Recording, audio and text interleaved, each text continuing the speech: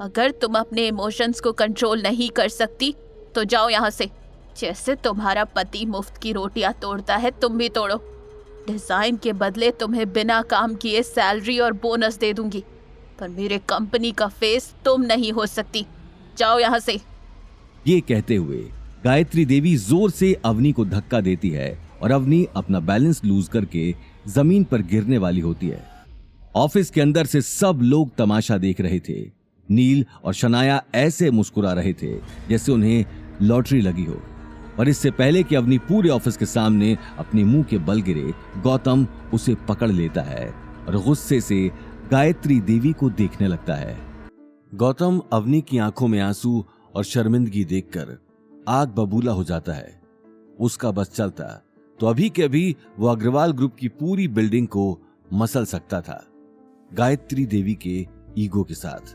पर इससे पहले वो कुछ करता, अवनी गौतम से प्लीड करती है कि उसे इसी वक्त घर ले जाए, उसके सिर में दर्द है। गौतम वैसे तो बिना गायत्री देवी को सबक सिखाए जाना तो नहीं चाहता था, पर अवनी का दर्द उससे और नहीं देखा जा रहा था और वो उसे कार में बिठाकर घर ले जाता है। पर वहां से जाते जाते वो गायत्री देवी और नील के रिलीव्ड स्माइल नोटिस करता है और कसम खाता है कि जैसे आज अवनी की सबके सामने बेइज्जती हुई है, वैसी ही बेइज्जती गायत्री देवी और नील की होगी। ड्राइव करते करते गौतम अवनी के बिखरे हुए बालों के साथ उसकी आंखों में आंसू नोटिस करता है। अवनी, क्या हुआ? दादी सा ऐसा क्यों? दादी सा सुनते ही अवनी सिसक सिसक के रोने लगती है। दादी सा ने मेरा बनाया हुआ डिजाइन नील को दे दिया। मैंने आज खुद अपनी आंखों से देखा। जो डिजाइन सिलेक्ट हुआ है वो मेरा है और अब उस डिजाइन पर मेरे नाम की जगह नील का नाम लिखा। लेकिन जब मैंने दादी सा से इस बात की वजह पूछी तो उन्होंने उल्टा मुझे ही धमकी दे दी। मैं कभी सोच भी नहीं सकती थी कि दादी सा इतनी गिरी हुई हरकत करेंगी। क्या इन सब में दादी सा का हाथ है?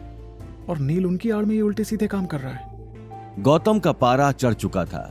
वो उसी वक्त अभिनव को कॉल लगाने वाला था, लेकिन अगले ही पल उसने अपने आप को रोक दिया।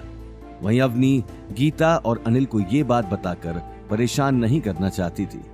ये बात सोचते हुए उसने अपनी आंखों से आंसू साफ कर लिए और दोनों घर के अंदर आते हैं। गौतम, मॉम डैड को कुछ पता नहीं लगना चाहिए। ठीक है अवनी। ठीक है, तुम जाओ किचन में, मुझे कुछ देर अकेला रहना है। गौतम अवनी की मायूस आंखों में देखने लगा और अगले ही पल किचन में चला गया। किचन में आते ही उसने अभिनव गुप्ता को कॉल कर दिया। कहिए सर, कैसे याद किया? आज आपकी गायत्री देवी के साथ किसी प्रोजेक्ट को लेकर मीटिंग हुई थी? हाँ सर, वहीं से अभी निकला हूँ। वो हमारे नए शॉपिंग मॉल के प्रोजेक्ट को लेकर मीटिंग थी। और सर, कमाल की बात तो ये है कि उनके ही परिवार में से किसी नील का डिजाइन सिलेक्ट हुआ है। और सर, मैंने खुद वो डिजाइन देखा, वो बिल्कुल परफेक्ट है। इस डिजाइन का मॉल बनने के बाद जोधपुर में तहलका मच जाएगा। अभिनव ने मुस्कुराते हुए अपनी बात खत्म की, लेकिन दूसरी तरफ गौतम का कुछ जवाब नहीं आया। फोन पर छाई चुप्पी की वजह से अभिनव का सिर पसीने से तरबतर हो गया। क्या हुआ सर? मैंने कुछ गलत तो नहीं कर दिया? मिस्टर अभिनव, इतनी लापरवाही कैसे कर सकते हैं आप? जिस डिजाइन पर नील अग्रवाल का नाम लिखा है वो मेरी वाइफ अवनी ने बनाया है। क्या? Sir, I am really sorry, मुझे इसके बारे में कोई जानकारी नहीं थी।